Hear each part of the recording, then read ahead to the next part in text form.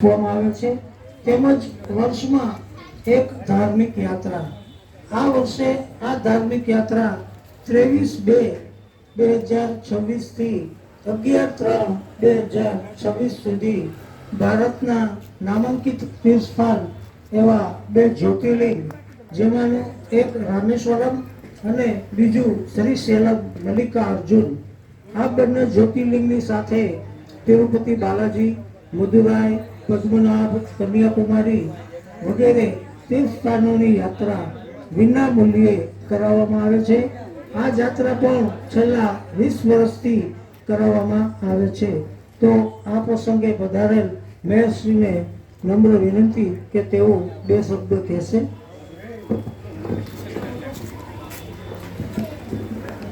પ્રગટ charitable trust દ્વારા 26 વર્ષથી સેવા યજ્ઞના વિવિધ કાર્યક્રમો સતત ચાલુ રહેતા હોય છે।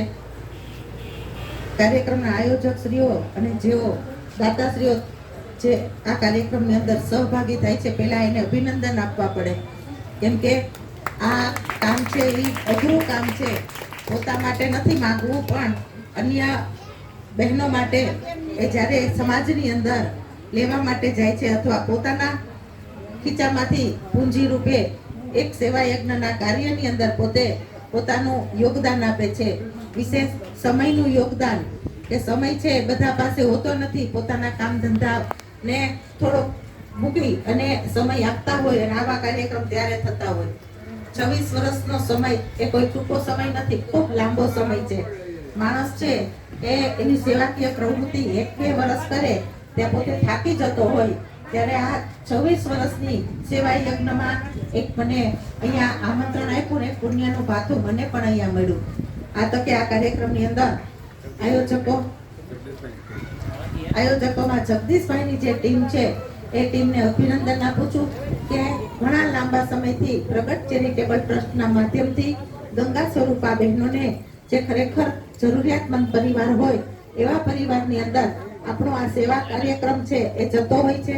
દર મહિને આ કાર્યક્રમ થતા હોય છે, તેમજ તહેવાર નિમિત્તે પણ ખાસ કાર્યક્રમોમાં પ્રસાદ વિતરણ છે, અનાજની કીટ છે, ખીચડી વિતરણ છે, સાડી વિતરણ છે, તેમજ જાત્રા કરાવી આ તમામ કાર્યક્રમના સહભાગી થવાનો આજે મને જ્યારે એક મોકો મળ્યો છે, ત્યારે હું પ્રગટ ચેરિટેબલ ટ્રસ્ટના જગદીશભાઈની સમગ્ર ટીમને ખૂબ ખૂબ અભિનંદન આપું છું।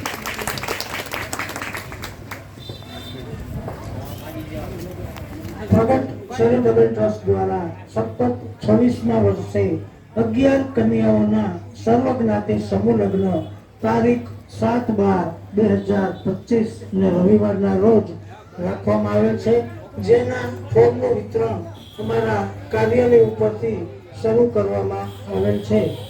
હવે આવા દિયો 5-5 ચિંતનભાઈ